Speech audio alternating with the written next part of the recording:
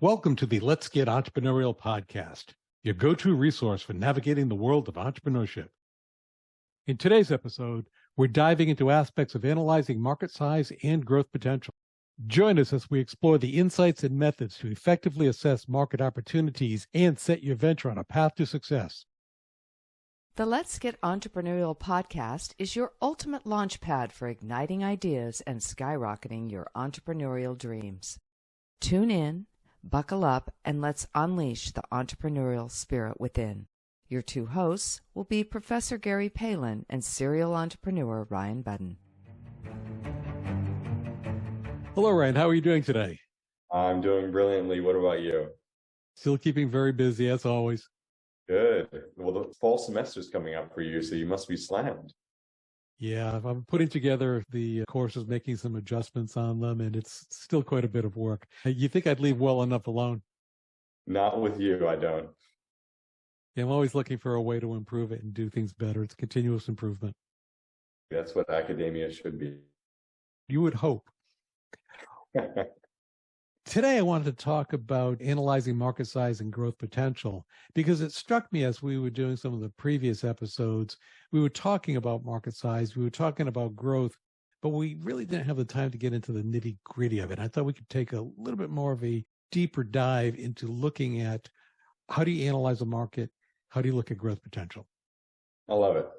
I think some actionable steps that people can take based on those two indicators is a huge development tool. My first thought is the question would arise, why should you bother analyzing the market size and growth potential? The first one that I think of is just opportunity assessment. How can you look at opportunities and determine if it's viable if you don't understand the market size and growth potential? So there's definitely a reason to do this. Oh, absolutely. I think it's one of the first steps that I take from a really high level just to sort of get an indication whether an opportunity is worth it. And then taking a deep dive into actually how big I believe the market to be is the next step to see how much energy I want to put into it once I've made the decision to pull the trigger. And if someone wants to get a little bit deeper into that, we just did a previous episode about opportunities and characteristics of. Following up with that is understanding the market size and the growth potential that helps you with your product development also. Oh, big time. Understanding how big the market is and what specific characteristics make that market up is how you should be basing your products before you have customer feedback. And then once you have that customer feedback, integrating that into the original product. As we always talk about, you want to have a market pull component. So you need to understand the market so that you can develop a product that resonates with the target audience. That's exactly right. If someone is looking for outside funding, you absolutely need to understand the market size and growth potential to attract investors, because if you don't present that in your pitch, that'll be the end of the pitch. And accurately represent it, not all of the United States or all of China. Those aren't accurate market sizes. Actually having an understanding of how to break a market down, show market segments, and show the size and growth of those markets is an absolute key metric for any investor. Yeah, you look at the total market as far as what the population is, but then the key is which ones are you targeting, which ones are the addressable market within that totality. That follows along with the targeted marketing. So you have to understand the entirety of the market size. And as you just mentioned with the segmenting, where am I going to target? And especially when you're starting, because you don't want to try to sell to everyone. You just don't have the resources or time to sell to everyone. That helps you then split the total market into targeted areas and segments. And that increases your probability of success dramatically. It's almost like finding a niche inside of a market, which we've done a previous podcast on, finding a sliver that's really appropriate or hyper-focused on the product or service you're offering. Another one, the reason to do this, and we're going to get deeper into this in a future episode, is a competitor analysis, because you want to understand what the competitive landscape is within that total market, who are the key players, and understanding their market share. Understanding what they're doing well, what they're not doing so well, and where you can fit in as a competitor. And from a futuristic perspective, you want to look at when you're starting, you're focusing on one particular area, but where are the probabilities or opportunities for market expansion as you capture market share in one segment? You may release with one product or service, but ultimately know you're going to get into the 20, 35, whatever it is, So understanding how big your competitors are, how many products or services they have to offer will give you a pretty good indication of where you have to get to. When you're analyzing the market size and growth potential, it really helps with your long-term sustainability. Oh, without a doubt. And with that, understanding a deeper knowledge of that information allows for greater risk mitigation, because we talk about pivoting. The more you know about the market size and the growth, the better your pivot decisions will be as you move forward. Yeah. And although pivoting is a fantastic thing, it's not the goal. You'd like to just have a streamlined business with no pivots. That's not what happens in reality. But the more you pivot, the more you shift, your messaging has to change, the more you can increase confusion with your customers and your internal team. And then the next question, after you're looking at why do I do this, is where do I get the information to do this? Yeah, well, that's the big one that I'm sure is dinging in everybody's head at the moment. I would start with secondary data. There's also something called primary data. And you would think you'd start with primary data, but I always start with secondary data. And what secondary data is, it's research that's already been put together. It could be government reports, market reports, academic research. So someone else has already accumulated this. Where primary research is something you're doing, which is surveys, interviews, focus groups, for example. Typically, the primary data is a lot more time intensive to come by. And I'm hesitant to see entrepreneurs delve too deeply into the primary research if they don't have any experience with this, because it's too easy to get the wrong information, not realizing you need specific expertise to do this correctly. Yeah, going and surveying 100 of your friends is not going to give you good qualitative data. There's so many ways that even putting a survey together, you can ask biased questions without even realize they're biased. Right. And you don't have the funds to hire someone who knows what they're doing also. That's exactly right. It's important to point out we're not talking about a small business that wants to launch a stand in the farmer's market where primary research would be a great indicator. Go and talk to your direct customers because they're going to be the people there. We're talking about nationwide, statewide, bigger than you have the capability of getting directly in front of your customers. And you're seeing more and more from a global wide. Oh, that's absolutely true.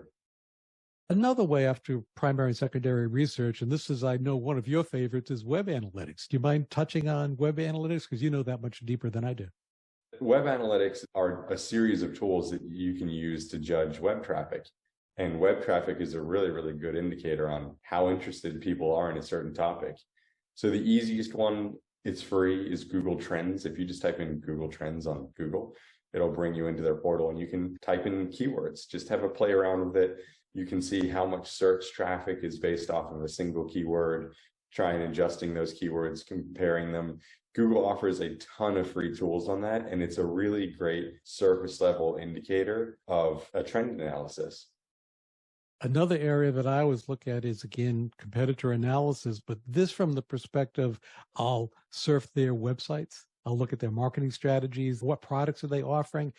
And it gives me insights into their marketing position. And then I learn more about where there's potential areas that I can differentiate myself by understanding them. That's exactly right.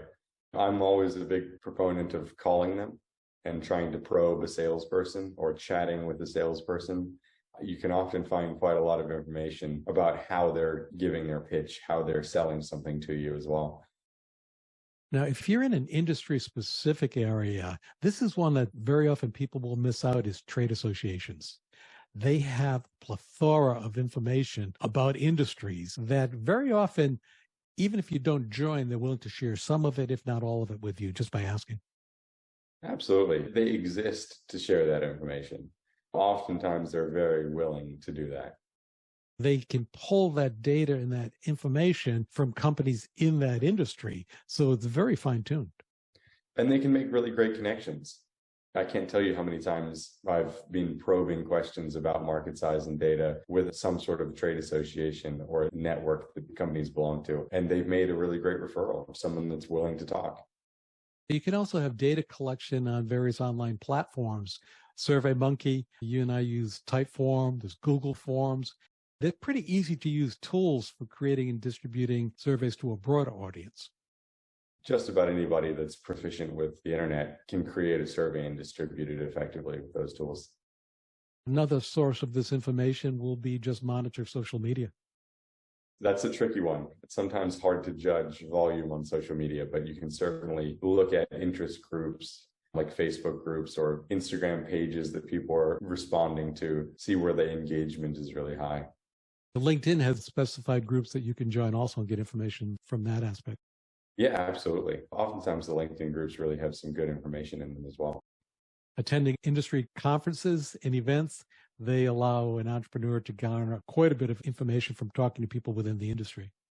Just hanging out, rubbing shoulders with people that are in depth in the industry, you can gain quite a lot of information doing it that way. Another way to gather information is forming partnerships, say with research firm, consultants, and universities. Hire a professional. We've talked a lot about this. When you're first building a team, understanding where your gaps in knowledge are so that you can go out and hire for those positions is absolutely critical. And that can look like a consultant where you're bringing them on temporarily to up the level of knowledge that you have, or bringing a full-time person in, or going to a university, like you said. The last one, and you could argue the most important, is customer feedback. Yeah, once you have customers, customer feedback has to be priority number one. How can you continue to tailor your product to make sure you're specifically building it around the people that are paying you for it? We've talked about why you should do it, where the information is. Now, there are different types of methods. We could spend hours talking about each method, so I'm just going to touch on them very briefly, so to whet their beak, if they will, to the listeners. There's a top-down approach. There's a bottom-up approach. The top-down, you're looking at the total market size, and then you try to get subsets of that you determine where you fit in. And that's where we've already talked about industry reports, government data, marketing research can give you that type of information. The bottom up is the opposite. So you're looking at smaller segments, and then you can, say, build upon that to determine where you fit into that market. Depending on the size of the market, it's sometimes easier to go bottom up or top down. There's two areas: total addressable market and then the serviceable available market, where the total addressable market is, as we've mentioned previously, the entirety of that, assuming there are no constraints or limitation. But then you put in your constraints or limitation to pare it down. The serviceable available market is you start with those limitations in reality, and you're looking at first your resources, what distribution channels you have access to, your capabilities, and then you start to analyze where you fit into the market. Another really important point to bring up here is once you have the market size calculated, the adoption rate is really important as well. And there are lots of online statistics that people will put out there for adoption rates in different industries. But you can't assume that because your market, even if it's pared down, is 100,000 people, that you now have access to 100,000 customers. That's just not how it works, unfortunately. Looking at adoption rates to doing estimations on how many customers that could actually turn into is really important. And you mentioned Google with the trends and keyword analysis. You can use that as a method to determine market size after you've gathered the information. It can also give you further information on how you fit into that marketplace. Without a doubt. The Census Bureau is also a big, easy, free tool to get into. The Census Bureau publishes most of their information for free, if not all. You can really get into market size with that as well. Also, you can look at the share of the market. So look at how market shares are broken down and determine which of the particular shares fit your particular profile of your company to where you best fit. Yeah, look how saturated it is. One that's a little cumbersome that might be cost prohibitive for individuals, but is still viable, is focus groups and customer interviews. And it's particularly if you're running them yourselves, again, there's an expertise that's required there. But there are third-party companies that can run focus groups for you as well and get quite amazing information in return. Those are just some very basic, cursory types of methods to analyze market share, but it is very important to do this upfront before you throw a lot of resources, both time and financial, into this, understanding what the market size is, how it segments out, and then where the trends are and where the growth potential are through your research. We've really covered how you can do it yourself. If you're in this situation where you have quite a lot of funds or you've received funds from an external source, there's large companies that can do this for you to a very, very high degree of proficiency, like Forrester and Gartner as well. Definitely. They can be pricey, though, but if you have the funds to do it, it's well worth your efforts. Yeah, I wouldn't say they can be pricey. I would say they are pricey. I was trying to be polite, but you're absolutely correct. Any final thoughts before we wrap up on this topic? I would say it's an amazing tool, even if you're going to do a brief jaunt into it, to see if something you're thinking about is worth pursuing before you take the deep dive and understanding the true size of the market. Yeah, when I'm looking at opportunities, this is very important to me because I always start off with all the reasons it won't work. And many people think that that's a negative viewpoint, but it's a faster way to parse ideas. Because if I start with all the reasons it will work, glass half full, if you will, mentality, I might be spending a lot of time where there is a deal killer in there that I am not paying attention to. So I start there. And very often this type of analysis will point to opportunities. Don't go here. It's not going to work. Yep. Amongst my friends in the entrepreneurship world, I'm known as the Debbie Downer. If you bring me an idea, I'll quickly figure out why it's not going to work. My students very often think of me that. They say, "You're so negative, Professor Palin." I say, "Well, I'm not being negative, as I'm trying to save you a lot of time and effort and energy." But the beauty of it is once you find the opportunity that doesn't have that fatal flaw, if you will, then you know you can really, with confidence, pursue forward. That's exactly right. Well, that works. Let's get entrepreneurial. Let's get entrepreneurial. As we wrap up another episode of the Let's Get Entrepreneurial podcast, we extend our gratitude for your presence and attention. Your dedication to the entrepreneurial spirit fuels our passion for creating this podcast. Check out ProfSpirit.com to discover resources and courses designed specifically for innovators like you. Stay on the cutting edge by following us on Spotify, Apple Podcast, YouTube, and other platforms as it is released. Until then, keep the entrepreneurial flame burning.